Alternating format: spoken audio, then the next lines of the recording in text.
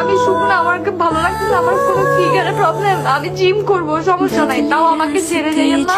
2022 সাল। সুমাইয়া তথা মাশাআল্লাহ আপু তখন সোশ্যাল মিডিয়ায় বেশ জনপ্রিয়। তার ভক্তের তালিকায় একজন বিশেষ মানুষ ছিলেন নওয়াজ আহমেদ। একসময় সেই ভক্তি ভালোবাসায় রূপ নেয়। সাহস করে নওয়াজ আহমেদ সুমাইয়াকে বিয়ের প্রস্তাব দেন। তখন সুমাইয়া সোজা ও পরিণতভাবে বলেছিলেন, আমাকে বিয়ে করতে চাইলে আগে আমার পরিবারের সাথে কথা বলতে হবে। নওয়াজ তখন ছিলেন দুবাইতে, কিন্তু ভালোবাসার টানে একে একে সুমাইয়ার পরিবারের সবার সঙ্গে যোগাযোগ করেন। প্রতিটি কথায় তিনি প্রমাণ করেছেন এই সম্পর্ককে তিনি শুধু অনুভব করছেন না, সম্মানটাও করছেন। এরপর একদিন দুই পরিবারের দেখা হয় এক রেস্তোরাঁয়। আলোচনার টেবিলে উঠে আসে বিয়ের বিষয়টি। পরিবারের আলোচনায় স্থির হয়, যখন নওয়াজ দুবাই থেকে দেশে আসবে তখন অনুষ্ঠান করে সুমাইয়াকে তুলে আনা হবে তার ঘরে। তখন আপাতত তারা শুধু কথাবার্তা চালাবে, পরিচিতি হবে, ধীরে ধীরে তৈরি হবে বোঝাপড়া। কিন্তু এখানেই প্রথম বাধে সমস্যা,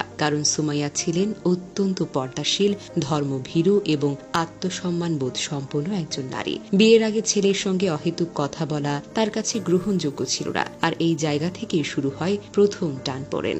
একসময় তাদের মধ্যে দীর্ঘদিন ধরে কোনো কথাই হয় না। এরপর একদিন হঠাৎ সুমাইয়াকে না জানিয়ে দেশে ফিরে আসে নওয়াজ। কিছুদিন পর সুমাইয়া জানতে পারেন সে দেশে ফিরে এসেছে। তখন জীবনে প্রথমবারের মতো তারা একে অপরের সামনে দাঁড়ায়। সেই প্রথম দেখাতেই সুমাইয়ার মনে কিছু একটা হয়, নওয়াজকে ভালো লাগতে শুরু করে। এরপর তারা আবার কথা বলতে শুরু করে, সম্পর্কটা গাঢ় হয়। কিন্তু ঠিক সেই সময়ে আবার একটা ধাক্কা আসে। বিয়ের 4 মাস আগে নওয়াজের দুবাইয়ের চাকরি চলে যায়। তখন সে দেশে ফিরে আসে। হাতে কোনো অর্থ ছিল না। নওয়াজ ভেবেছিল ছোট করে একটা অনুষ্ঠান করিয়ে হয়তো বিয়েটা সেরে ফেলবে, কিন্তু দুই পরিবার চায় একেবারে ধুমধাম করে অনুষ্ঠান হোক। সব খরচ নিজের কাঁধে তুলে নেয় সুমাইয়া। বিয়ের পর সুমাইয়ার স্বামীকে নিয়ে একটি স্টোরি দেন সোশ্যাল মিডিয়ায়। সেই থেকেই সবাই জানে নওয়াজ তার স্বামী। কিন্তু তখনই শুরু হয় চরম বাস্তবতার মুখোমুখি হওয়া। নওয়াজের সঙ্গে যেসব মেয়েরা আগে যুক্ত ছিল তারা ইনবক্সে বা কমেন্টে সুমাইয়াকে বলে, আপনার স্বামী তো আমার সঙ্গেও যোগাযোগ রাখছে। কিন্তু সুমাইয়া সব পাত্তা দিতেন না, কারণ তিনি স্বামীকে খুব বিশ্বাস করতেন। বিয়ের 1 মাস পর সুমাইয়া অনুভব করেন তিনি হয়তো মা হতে যাচ্ছেন, কিন্তু পরীক্ষা নিরীক্ষার পর নিশ্চিত হন তিনি প্রেগন্যান্ট। দ্বিধাগ্রস্ত থাকলেও পরে খবরটি শেয়ার করেন নওয়াজের সঙ্গে। নওয়াজ তো তখন আনন্দে একেবারে আত্মহারা, কিন্তু সুখটা বেশি দিন স্থায়ী হলো না। কিছুদিন পর আবারও শুরু হলো ঝগড়া। নওয়াজের অন্য মেয়েদের সাথে যোগাযোগের বিষয়টি নিয়ে বাকবিতণ্ডা চরমে ওঠে। একসময় যোগাযোগ বন্ধ হয়ে যায় প্রায় 1 মাসের জন্য।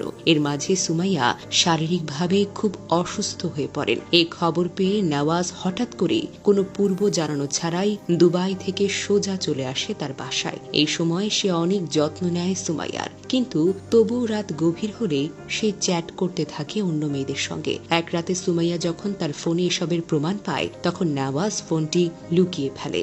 এই নিয়ে শুরু হয় চরম ঝগড়া। দুজনেই বাসা ছেড়ে বেরিয়ে যান। পরে তারা বাসায় ফিরে এলেও সুমাইয়ার বাবা নওয়াজকে জিজ্ঞেস করেন, তুমি কি চাও? কিন্তু নওয়াজ কোনো উত্তর দেয় না। পরদিন নওয়াজের ফ্লাইট ছিল, কিন্তু কোনো উত্তর না পাওয়ায় সুমাইয়া তার পাসপোর্ট নিয়ে নেয়। এ নিয়ে আবার উত্তেজনা চরমে ওঠে এবং গর্ভবতী স্ত্রীকে ধাক্কা দিয়ে ফেলে দেয় নওয়াজ। তখনই সুমাইয়ার বাবা বলেন, তুমি তার পাসপোর্ট দিয়ে দাও। তিনি দিয়ে দেন। নওয়াজ আবার দুবাই ফিরে যায়। এরপর কিছুদিন কথাবার্তা চলতে থাকে। আবার পরক্রিয়ার কারণে সম্পর্ক টালমাটাল হয়ে পড়ে।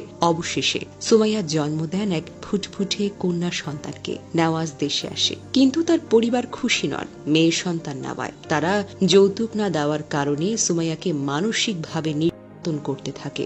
নওয়াজ নিজের স্ত্রী ও সন্তানকে তার পরিবারের বাসায় নিয়ে যেতে দেয় না। সুমাইয়ার বাবা যখন ছেলের বাবার সঙ্গে বিষয়টি নিয়ে কথা বলেন তখন ছেলের বাবা সাফ জানিয়ে দেন, আমি এসবের মধ্যে নেই। নওয়াজ আবারও দুবাই ফিরে যায়। এরপর অনেক চেষ্টা করেছে সুমাইয়া, বারবার বলেছে তুমি দেশে চলে আসো, আমি ইনকাম করি, সংসারটা আমিই চালিয়ে নেব। মাশাআল্লাহ, আপু ছিলেন একজন স্বাবলম্বী বিজনেস ওম্যান।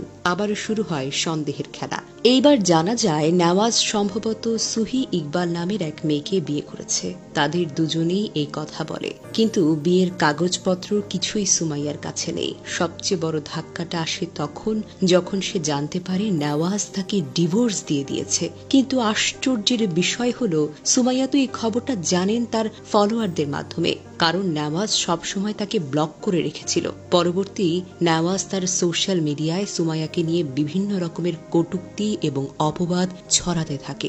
অসহ্য বেদনায় কাঁদতে কাঁদতে 1 জুন সুমাইয়ার লাইভে এসে তার সব কথা খোলাখুলিভাবে বলেন। এটা না হাজারো নারীর গল্প, যারা বিশ্বাস করে, ভালোবাসে, ত্যাগ করে, তবুও প্রতিদান পায় অবহেলা, অবজ্ঞা আর প্রতারণা।